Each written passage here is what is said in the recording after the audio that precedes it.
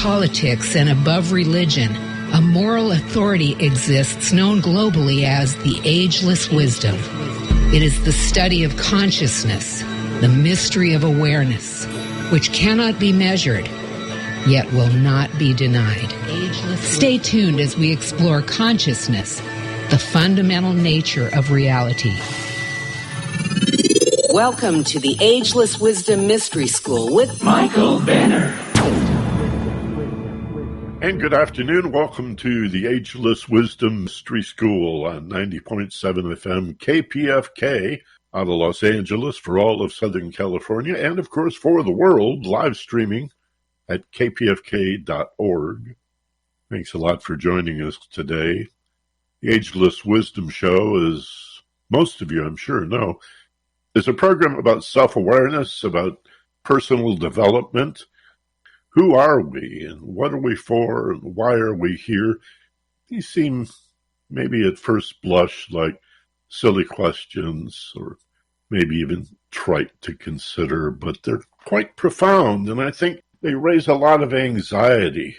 Over the years I've done this show, I've seen a lot of people just terrified by the prospect of who am I really?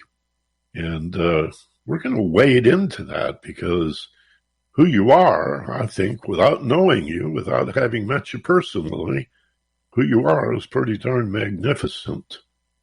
I know that from nature. I've done a lot of backpacking and a lot of hiking, and, you know, I've never seen an ugly landscape. I've never seen a defective flower. I've never watched a sunset that wasn't magnificent. And who are we to remove ourselves from the nature of things and wonder about whether we're good enough, adequate, capable of creating a life of our dreams? And to segue into my guest today, a legendary life. My guest has been all around the block. Like me, he's worked in factories and worked his way through school and ended up in finance and working for large corporations and consulting businesses. And now he's on his own. He's written a wonderful book called Legendary, and he's our guest today on The Ageless Wisdom. Tommy Breedlove. Tommy, good afternoon, and thanks for joining us. Michael, what an honor to be here, my friend. Let's lean in and let's be legendary if we can. I know we can do it, brother. Tell me right off the top, the word legendary. How did it occur to you to write a book entitled Legendary? One of my favorite questions, because it's a title, Michael, that if I said Tommy Breedlove is legendary, you would have a good chuckle and giggle about that. And that's why I love it's an aspirational title for us.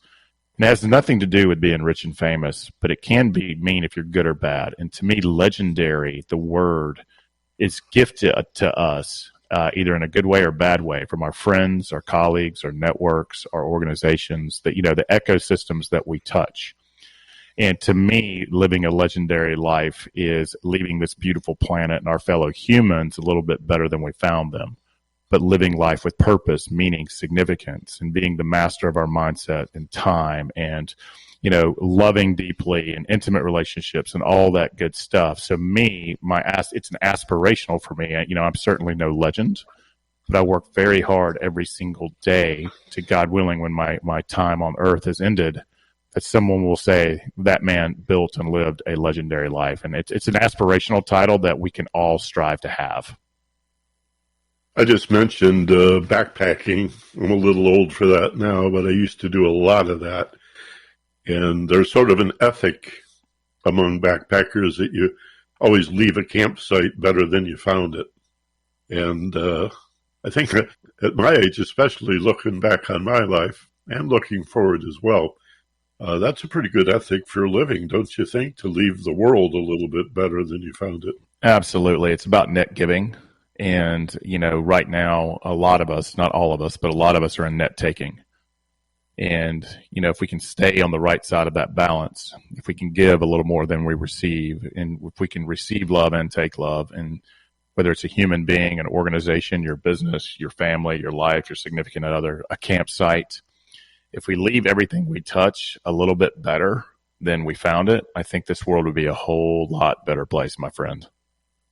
There are a lot of individuals who would like us for whatever reason. Maybe they're very well-intentioned. They're social, political activists. They really want to make the world a better place, but are so heavily invested in being helpless victims and fighting against some sort of establishment. You know, it's like David fighting Goliath, or what's that Greek legend about pushing the rock up the hill, some noble sense of righteousness found in being a victim of life. And sometimes we are, you know, stuff happens like the bumper sticker says. But if life's a two-way street, don't you think, I'd love to hear the way you would describe this, that in the give and take, the yin and yang of things, what we contribute to the world, what we put out, what we radiate,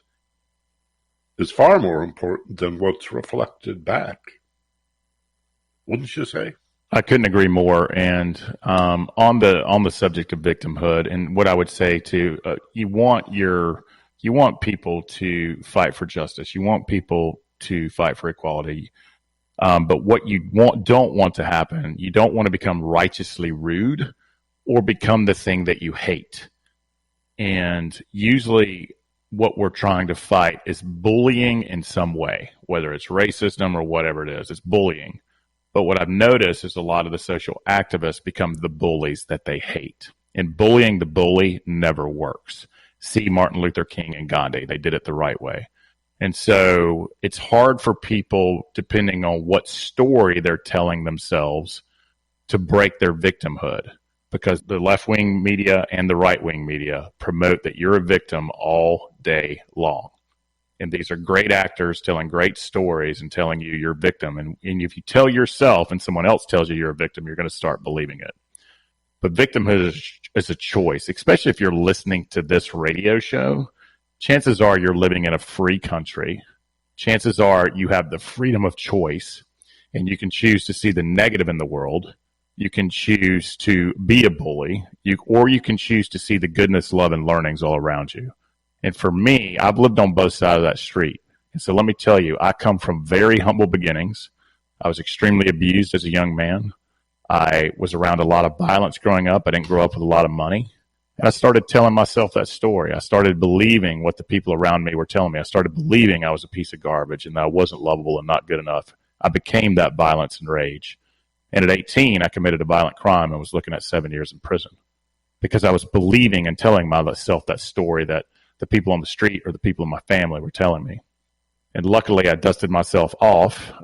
It was dropped to misdemeanors because it was my first adult offense. But I was sentenced to 2 years and spent my 19th birthday incarcerated. I was scheduled to be the first person in my family to go and graduate from college. And instead, I became that hate. I was that victim. I was telling myself a lie. And when I did meet an African-American gentleman in the institution I was incarcerated in, and he crossed racial lines, and he showed me what being personally accountable. He showed me what being a man. He showed me, he called me young blood. He said, young blood, you're not going to become a part of this system. And with his guidance, I just dusted myself off, put myself to community college at night, worked in a nuclear waste container factory during the day, ended back at the University of Georgia and graduated. And I literally went from a jail cell to a company called Deloitte in 3 years. But here's the deal. Let's fast forward 15 years. I was still telling myself that unconscious story, that you're a piece of garbage, that you're not lovable. I was eat up in fear. I was still eat up in rage. I wasn't using my fists anymore, but I was using it in business.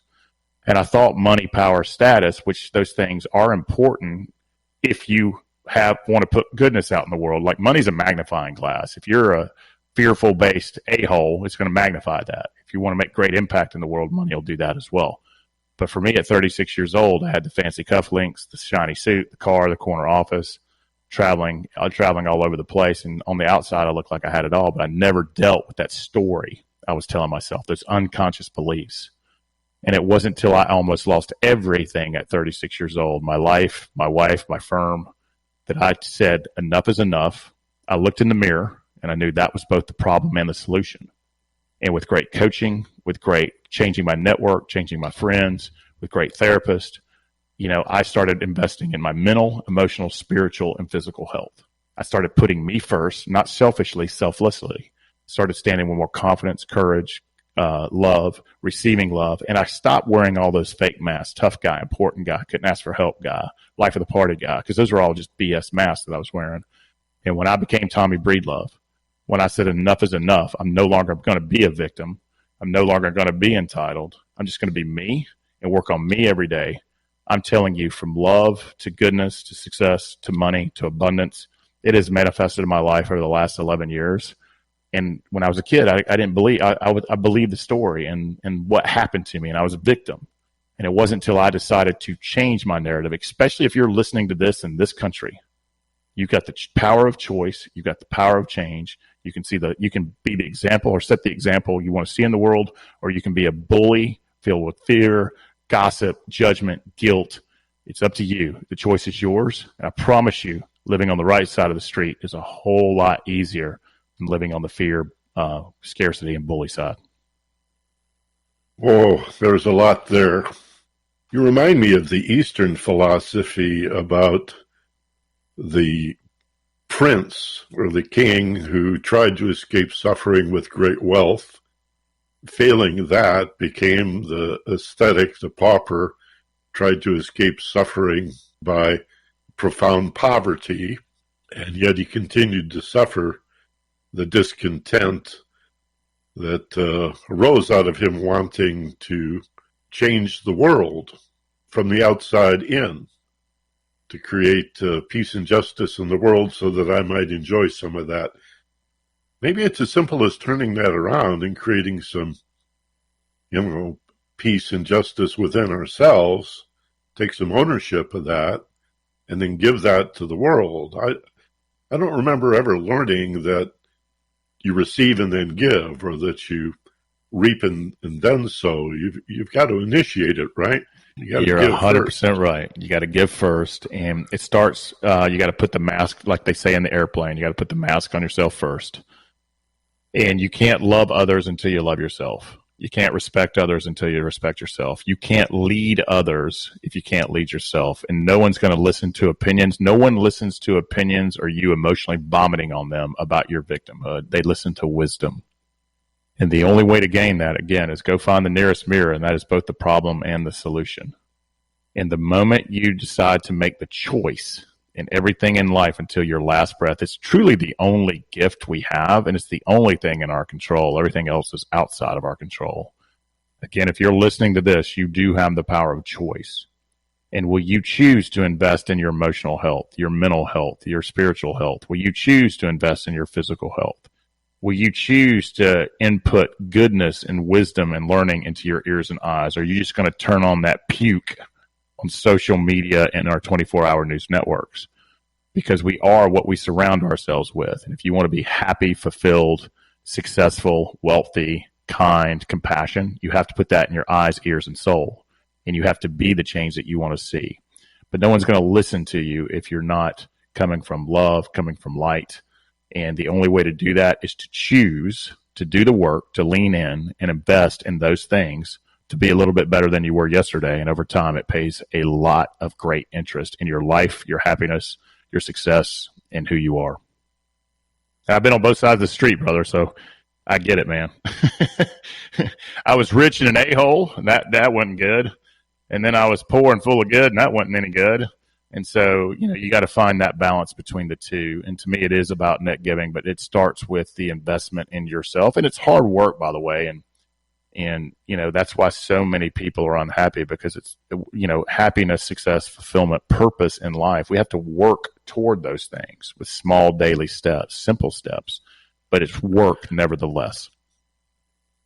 Yeah. Again, the idea of balance, the middle way, the allegory that I like a lot is the ancient story about the sitar.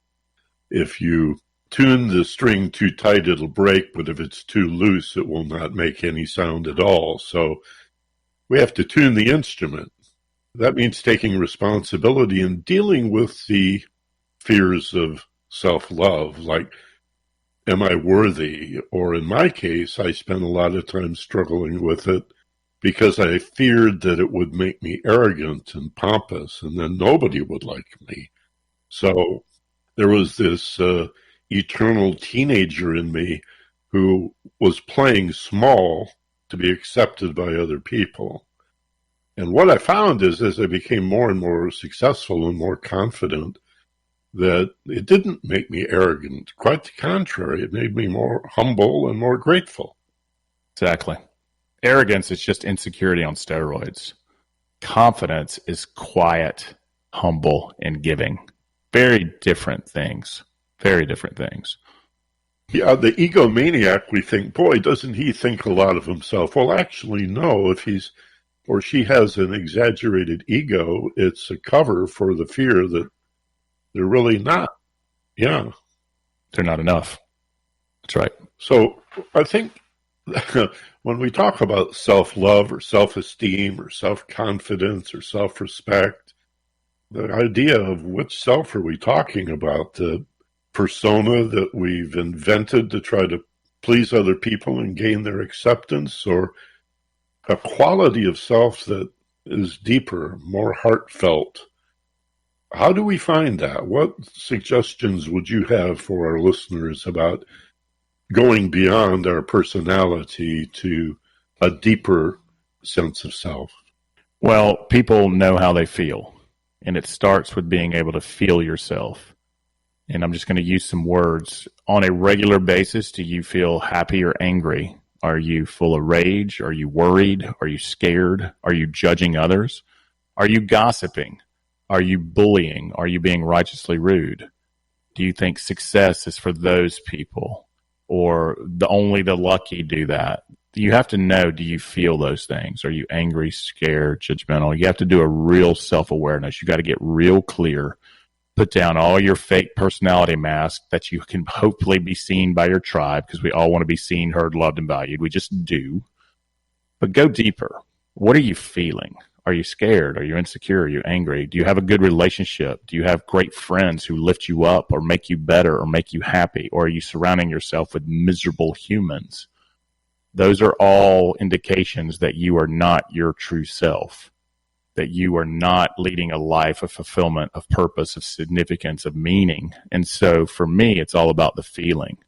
And what is it that you crave in life? And I'm going to tell you how to cultivate self-esteem and confidence here in just a second. What is it you want more in life? Is it happiness? Is it more time? Is it more purpose? Is it a more loving relationship with your significant other? Is it having a significant other? Do you want peace of mind? Do you want to be proactive and not reactive? What are the things that you're looking for? Do you want more money? Do you want more success? Do you want material things? You have to do a self-assessment, almost like an audit. Where are you now and where do you want to be? And here's the great news. It's easy, but it takes a lot of work. And for me, confidence is about doing the reps. So confidence is two different things. There's external confidence in what you do. So whatever craft it is you do for a living, to be confident in that, you have to do it a lot. And the more reps you get in, the more confident you become. It doesn't matter if you're a cook, a chef, a speaker, a business person, a teacher, a healer, whatever it might be. Doing the reps is how you build confidence. The same thing goes with your inner game, your heart muscles, your mind muscles, and your soul muscles. Self-esteem is cultivated, and we're never going to be fully happy. We're never going to be fully fulfilled. If we were immortal and perfect, this life would be super, super boring. And so we're never going to get there. But what we can do is cultivate it. And self-esteem is cultivated. What are you inputting in your eyes and ears? You watching garbage Hulu and Netflix and Amazon all day? And think about what you're watching. Most of those shows are about division, anger, sex, hate, war, rage. Or have you listened to a great podcast lately? Have you listened to a great book lately or read a good book that has wisdom in it? Nonfiction, a business book, a self-development book, a book about somebody that inspires you. Are you hanging out with people who love you and lift you up and make you better? Or are you hanging out with negative nillies because you are the 5 people you hang out the most with? Are you meditating? Meditating will help you get more proactive and not reactive, help you get more calm, help you be more fulfilled. Are you living in gratitude? Are you writing gratitudes every day about the things that you do have? Because it's impossible to be angry and judgment when you're in gratitude, because you're in a thankful, abundant, loving space. Are you journaling? Are you giving out into the world? Are you working at discovering your purpose? And are you building skills and tools in your life to be a better leader, a better woman, a better father, a better wife, a better mother or father? Are you putting out the things that you want to see in the world? And all of those things, all of those small tools I just gave you, reading everything. By the way, if you don't read, you're no better than those who can't. And that is the only way. And that's a harsh thing to say. It's the truth, man. And in this modern world, like the book Legendary, if you don't want to read it, I will read it to you on Audible. And so there's all of this great wisdom out there from the ancients, from Stoicism to Christianity to Buddhism to just great novels, great self-development books, great business books on how to live more confident, more happy, more fulfilled. You just got to lean in and do the work. You got to live with gratitude. Start a gratitude practice. Start meditating. Get out in nature. Walk. Get the negative people out of your life. Stop putting the poison in your eyes and ears from 24-hour news and social media and the crap you're watching on TV, and start inputting some goodness. Listen to this podcast more often. And so it's all about a net effect of what we see, hear, read, and the work that we do, and the work that we do on ourselves. And it's like building reps. If you don't go to the gym, you're going to atrophy. If you don't exercise, you're going to atrophy. You don't eat good, your body's going to atrophy. Same thing goes with your heart muscles, your mind muscles, and soul muscles. And if you don't think we're spiritually, mentally, and emotionally weak, turn on the news or turn on your social media right now and tell me how you feel within 5 minutes. That tells you how weak we are. But we can change the narrative. We can make the choice. We can look in the mirror and start taking small actions today to be a little better than we were yesterday. And we look up from a year from now, and damn it, we might be successful and happy, God willing. Wow. Tommy Breedlove, the author of Legendary. We're talking about creating a legendary life, not somebody else's, yours, which is like every snowflake, no two alike. You're unique. And this, I think, takes courage. That's the word that came to my mind listening to you, Tommy. I have to take a short station break, but when we come back, let's talk about courage. All right? You're listening to the Ageless Wisdom Mystery School on 90.7 KPFK. My name's Michael Benner, and we'll be back right after this. If you've tuned into KPFK at all during these last few weeks, you've likely heard your favorite hosts asking you to make a financial contribution in support of this listener-sponsored community radio station. If you have made your contribution, we want to say thank you so much. If you're able to pledge, but still have not yet, we really urge you to do so now. The amount of that contribution is, of course, up to you. A single $25 pledge will make you a member, and an ongoing monthly pledge will make you a sustaining member, which is very helpful for KPFK. Only you know what's right for you. As you decide, please consider how consistently KPFK focuses on the issues that matter and how much the world needs to continue hearing the important voices that regularly broadcast over the KPFK airwaves. Then please give as generously as you're able. You can make your pledge on our website at kpfk.org/donate, or you can call 818-985-5735. That's 818-985-KPFK. Thank you for listening, and thank you for contributing.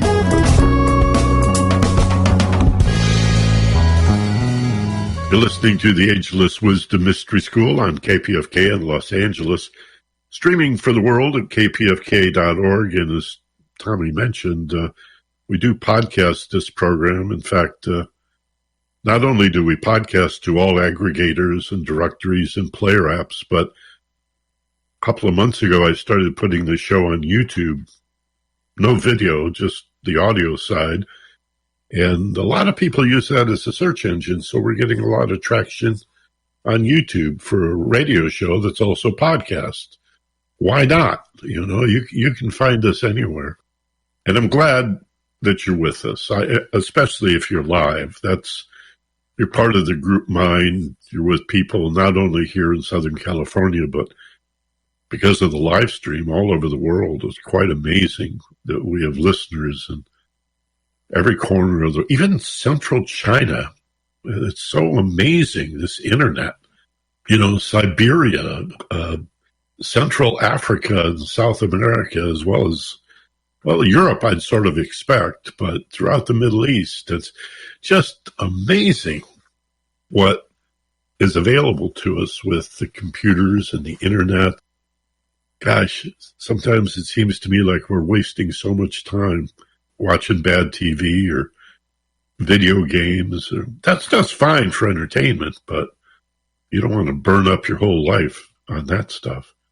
Read a book. Read a book like Legendary by Tommy Breedlove. My guest today, Tommy, listening to, and as we discuss this idea of taking responsibility and developing ourselves and working across the board in a balanced way to create some financial prosperity, some financial wealth, but also emotional and spiritual wealth.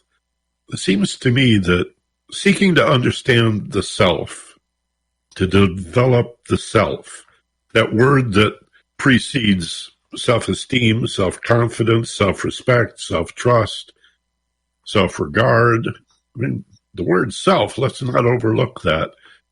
But that really does take courage, it seems to me. You have to risk facing the fear that you're going to discover that you really are inadequate, that you're not good enough, smart enough, pretty enough, strong enough, talented enough. All those fears that we've counseled throughout our lives. Talk to us a little bit about courage. Yeah, I love that. I want to start here because you brought up a really good point. Is what I want everyone to hear that's listening to this radio show is if you feel inadequate in some way, not smart enough, pretty enough, rich enough, sexy enough, thin enough, that's shame. And every single one of those things is a lie. But what I want to hear, you're telling yourself a story that's been told to you from parenting to teachers to religion to what you see on the TV and what's been inputted, and you start believing it. And by the way, what I really want people to hear is they're not alone. We all have a sense of some of that.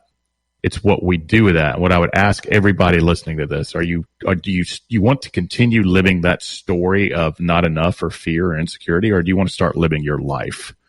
And now that goes back to the story of courage. And courage is about feeling the fear and doing it anyway. Courage is about no regrets. Are you going to regret the way you're living your life now? Because it's not if you're going to pass away from this beautiful earth, it's when. And are you going to look back on your life with, I should have asked that person out or called that friend or spent more time with family or traveling the world or working on myself to be a little bit better? So to me, fear is about taking action.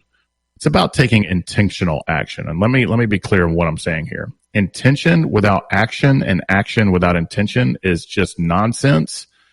And it's like the story that, brother, you went a long way. You just went the wrong way. So for me, you've got to feel the fear and do anyway. It's about not living with regrets, and it's about taking intentional action. What does that mean? I want to be more happy. That's the intention. Okay, we've put that in our heart. We've put that in our mind. We've put it out to the universe or whatever it is you believe. I want to be more happy. Now, here comes the courage. It takes action.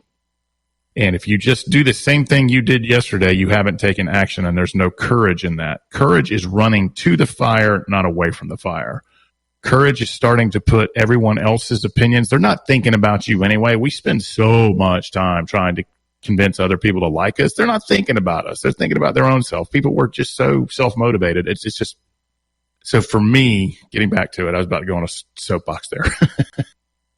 You got to do no regret, intentional action. Do you want to have more money, more success, more happy, more fulfillment, a better relationship? Do you want to master your mindset? Do you want to have more time in your life? Well, what intentional action are you going to take in a small action? You don't want to come in and try to, recreate the entire world. Start small, think big. So it could be, if you want to be a little bit more master of your mindset and be more proactive and not reactive, maybe you start a small meditation practice, or you start listening to things on meditation so that you can get calm, you can breathe, you can get into who you really are and watch what I call the Tommy go round, which is the thoughts that whirl around in my head, and work at getting those quiet so that when life gets tough, you can be proactive and not reactive. Are you applying the tools and systems in books like Legendary and Think and Grow Rich and Dale Carnegie's books? And there's thousands of hours of wisdom to listen to and to read out there, but you have to apply it into your life. Unapplied wisdom is useless. And so for me, courage comes from confidence. Confidence comes from doing the reps in whatever craft, internal game, emotional game, mental game, spiritual game, physical game, or craft. It's about doing the reps, screwing it up, getting back up, and doing it again. And over time, you will build massive courage. You will stand taller, shoulders up, head back, and you will live life with courage and confidence. It's always intrigued me, Tommy, that, and I'm speaking for myself, but I see it in others as well, this belief that fear, by any name, we could call it, just apprehension, or I'm a little nervous, I have my concern, all the way out to terror and phobias and panic.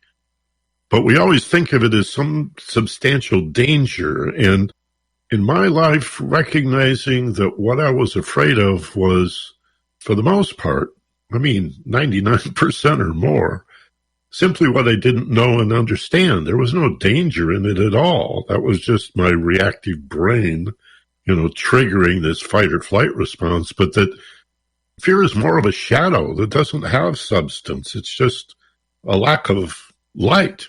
Light has a source. It has speed. It's an energy. It's a real thing. It can be measured. Shadow or darkness has none of those qualities. It's just empty. It's a void. And the smallest pen light will pierce that darkness with no resistance, no effort at all. I think our fear, and even much of what we think of as evil or wicked, is really an empty shadow if we face it and embrace it and move directly into it. That's legendary, isn't it? It's completely legendary. And in the modern, especially in the modern Western world, we don't have really much things to be afraid about. And it really upsets our 24-hour news networks because they want you to be scared, divided, and angry. It really upsets them. So they create narratives to get you angry. It doesn't matter if you're on the left side of the spectrum or the right. They are literally want you to be afraid and angry, and all of a sudden hate Bill and Sally across the street because they might have voted differently than you do, which is just pure silliness. So just remember, we're the puppets and they're the puppeteers. Now we can become the puppeteers and them the puppets by just turning them off. But getting back to the fear, it's just not real. You will know when to be afraid. Your body, your DNA, your mechanics, and hundreds of thousands of years of evolution will kick in, and you will know when to be afraid. But most of us in this society can find food if we need it. We have shelter if we need it. Not all of us, but 99.9%. We don't have any real fears, so we'll start making it up. There is no lion coming to eat us. There's no enemy at the gates. But we still have all that in our DNA and soul. Less than 250 years ago, and no one's talking about this, and less than 250 years ago, if someone who looked different than you, who spoke differently than you, who was a different color than you, or had a different religion, when they showed up, there was an 80% chance they were up to no good. They wanted something you had, and they were going to take it and take it forcefully. See all the colonies and the empires of the world. That was true. So that's still in us. That doesn't really exist today. Now, it can exist. Less than 100 years ago, we were all at war. Bad war. Real bad war. And doing terrible things to each other because of narratives and politics and differences and just silliness. But right now, as of this recording on this radio show, there is really no enemy coming to take you away. And so feel the fear, walk through it, live life without regrets. What do you really want in life? And go to that mirror. There's the problem and the solution. And what intentional action are you going to take today to lead in with courage, to make some small change in your life, to go towards something bigger and better than it was yesterday, so that you can stop telling yourself the story of I am afraid, I am not enough, and I will never be happy or successful. That is a bold-faced lie. Trust me, I told myself that lie for 37 years. Here I am 10 or 11 years later. Life is so much better when I started living my life with courage and confidence. I've said to people on a few occasions, not only on the radio, but I mean face to face. You can't hate hate. You can't hate hatred. And it's sort of a confounding thing. You have to reflect on it for a little bit. You have to wrestle with it a little bit to sort of appreciate that. But it's impossible to hate hate, because if you allow yourself to hate what it is that you think you hate, then you've become a hater.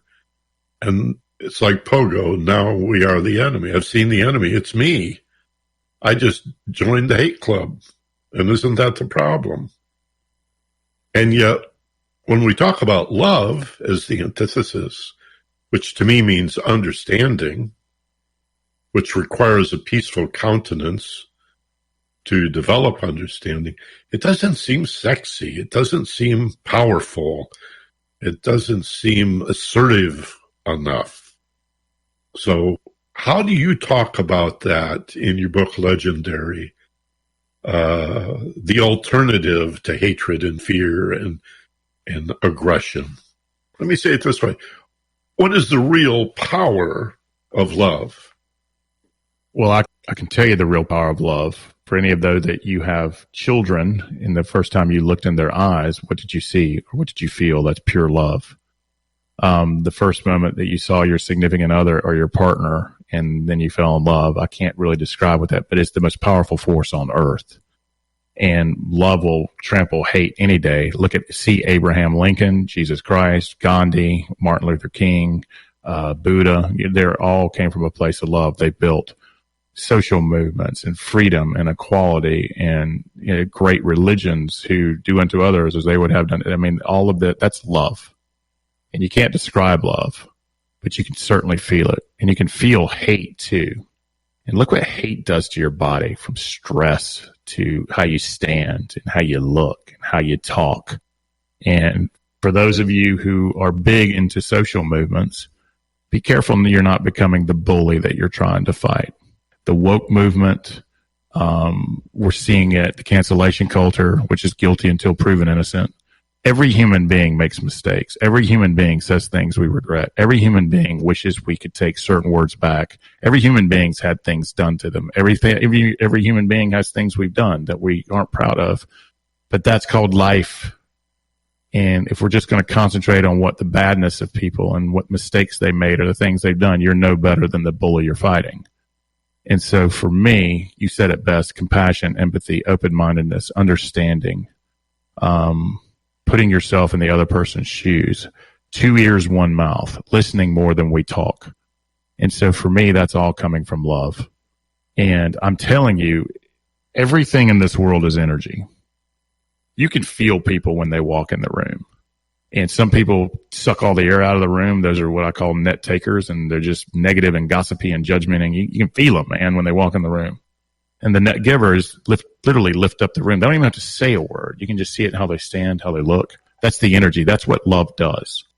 And the more love and light that you put out in the world, the more you give, the more it will come back to you. You've said it over and over at the beginning of this podcast.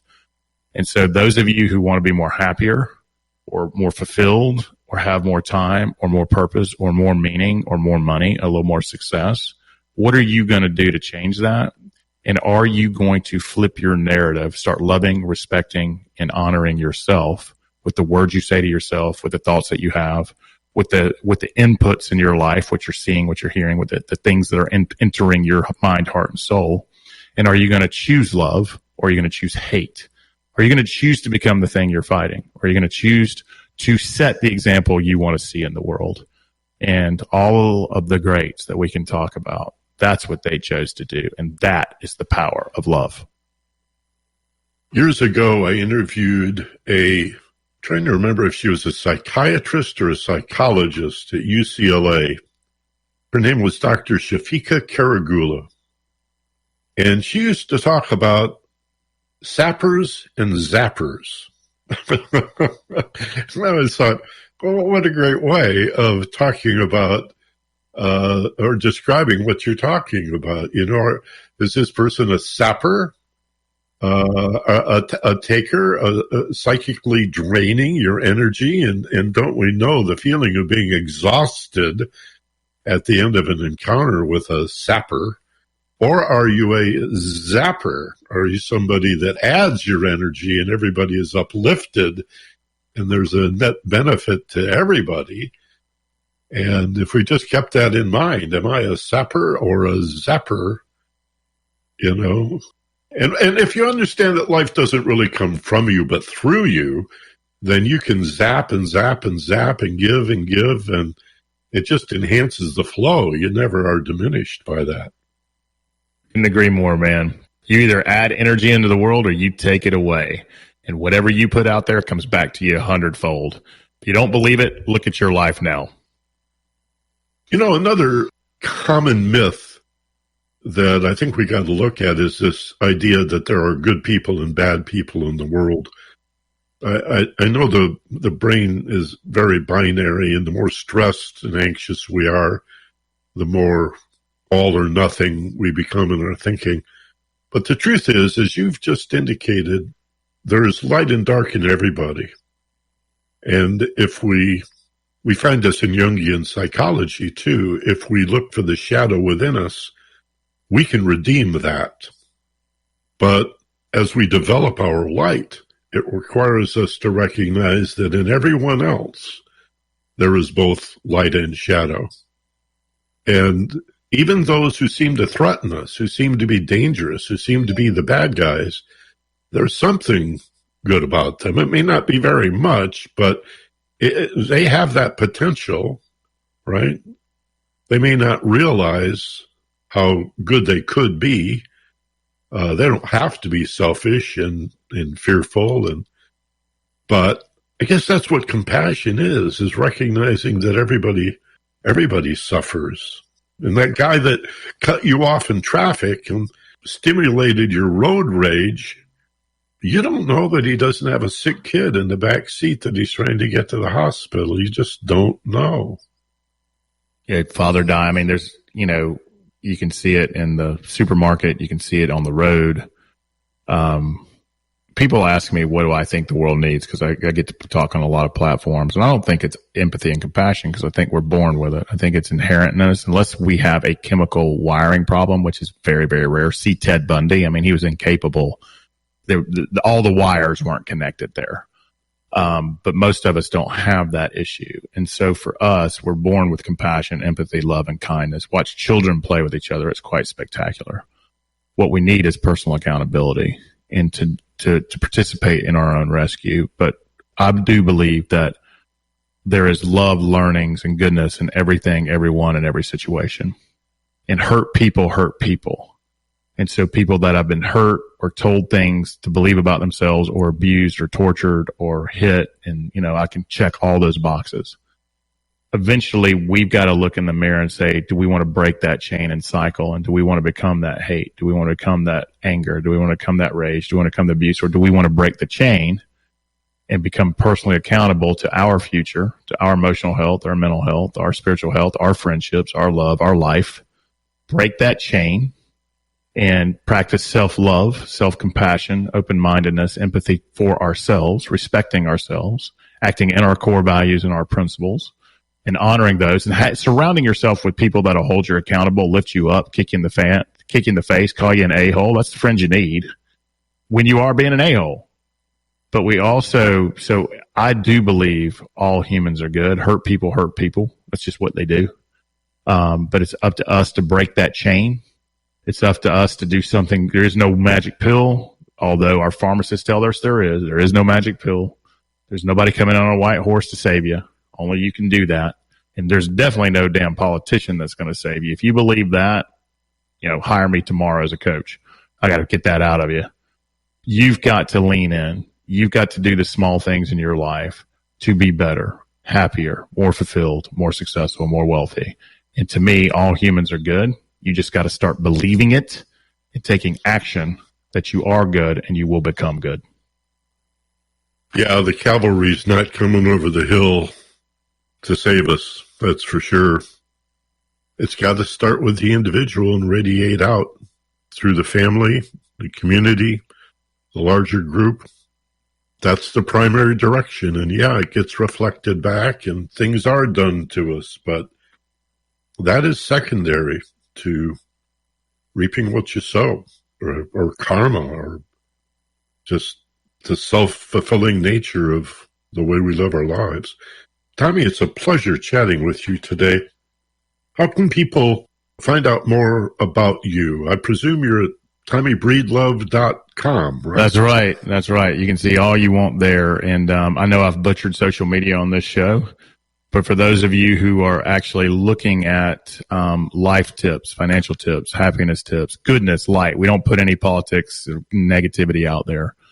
If you're looking for a better place to go find resources, support, how to be better in life, I'm on Instagram at Tommy Breedlove, Facebook at Tommy Breedlove, and LinkedIn at Tommy Breedlove. I stay out of Twitter. I think I'm not even going to go there.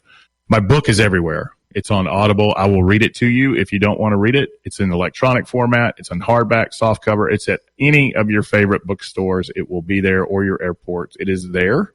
Check out Legendary. And what I think why it's become a Wall Street Journal and USA Today bestseller is because it's simple. It's fun, it's actionable, and you can actually implement it in your life. It's not academic, it's more actionable, and I think that's why it's done so well. So check that out. But if you want to know more about what we're doing, retreats, coaching, conferences, our mastermind programs, and how to lean in to be better women, men, husbands, fathers, wives, leaders, check us out. Love to have you, and that's at TommyBreedlove.com. But it's been my absolute pleasure to be here, so thank you for letting me share that, Michael. Oh, thank you, Tommy. I really appreciate you taking the time and making the effort to be with us today. I know you're a busy guy. Best to you, and we'll be in touch, okay? Thank you, my brother.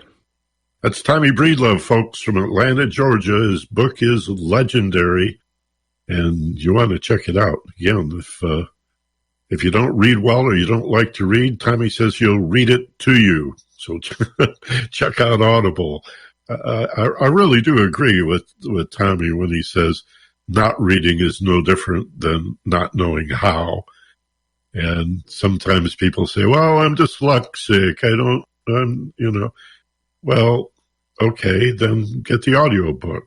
But the best way I know to learn from people who are dead or far away is to read, right? Just think about the gift of being able to read.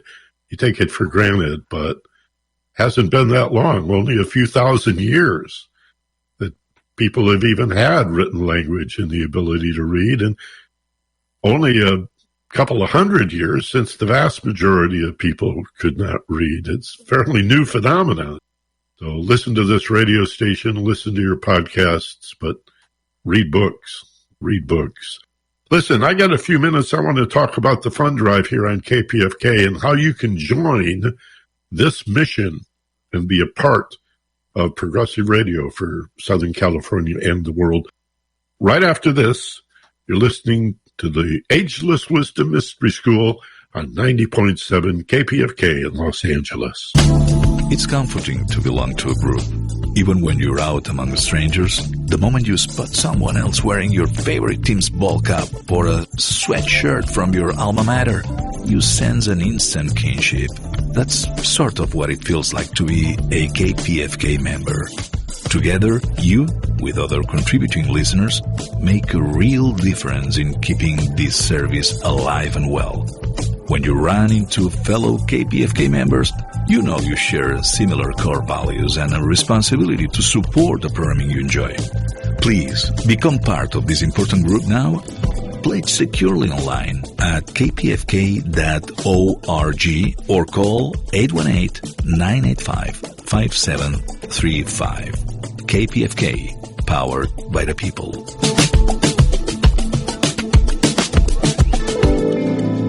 This is the Ageless Wisdom Mystery School on 90.7 FM, KPFK in Los Angeles. We're heard all over Southern California, in the Santa Barbara area at 98.7 FM, down in San Diego County, 93.7 FM, and in the high desert at Ridgecrest and China Lake, that area, 99.5 FM, and of course, streaming for the world at kpfk.org. We're also podcasts to all player apps and aggregators and can be found on the homepage, theagelesswisdom.com. And the THE is part of that, theagelesswisdom.com. Well, I want to thank Tammy Breedlove again for a most inspiring radio program today. A show that was all about personal power and responsibility, frankly. And in the few minutes we have left for this final segment of the program, I want to pretty much follow up on that same idea. Personal empowerment and responsibility. It's really all a matter of free will, you know.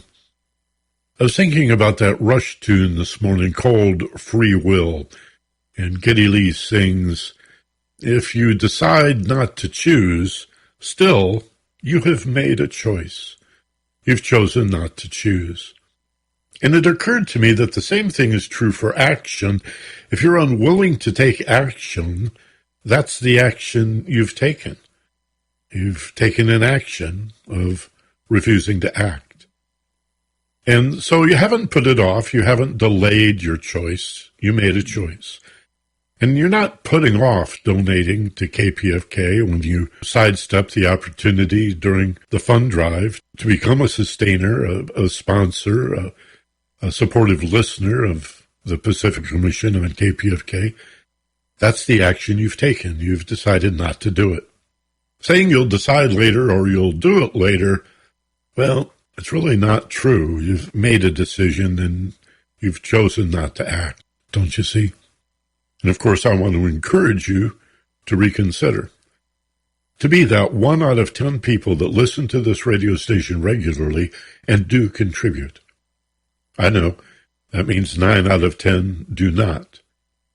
And if you're not contributing, if you've never given even $5 to this radio station, you're in the 90%. I don't know if you're comfortable with that or not.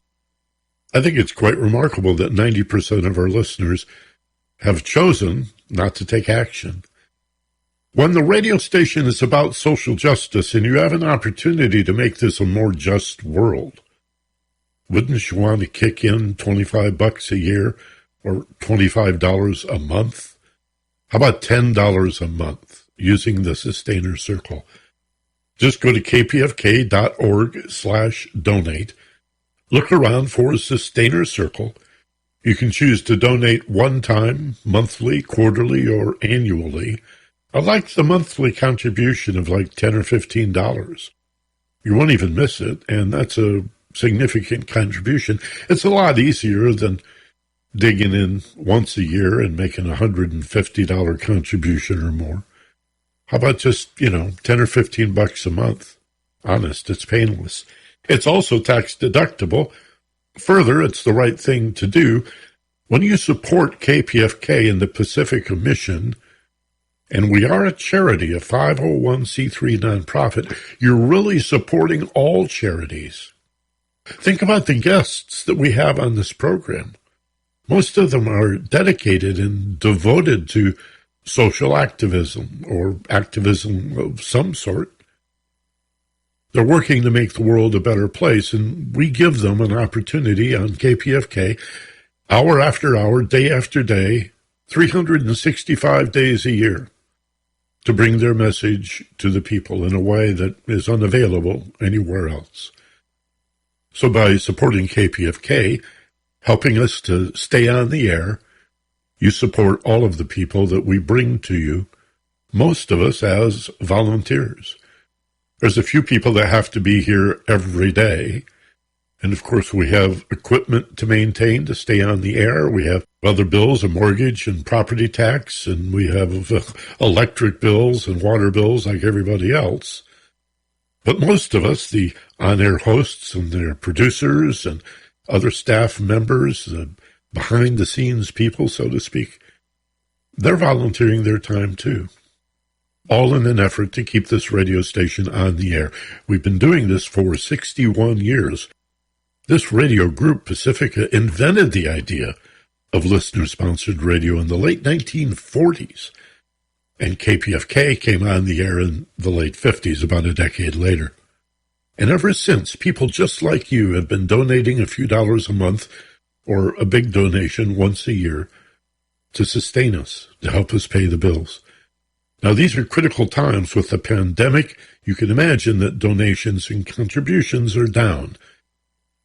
Consequently, about 6 months ago, we lost our program director and a senior producer. We had to cut our budget back by over 30%. Imagine a radio station with no program director.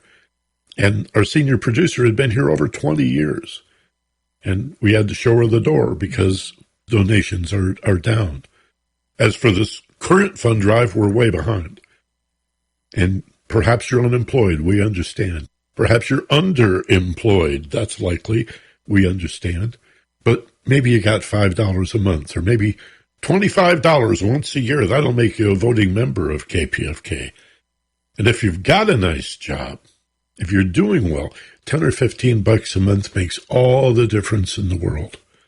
So that's my appeal. That's all I can do is ask you for your free will donation.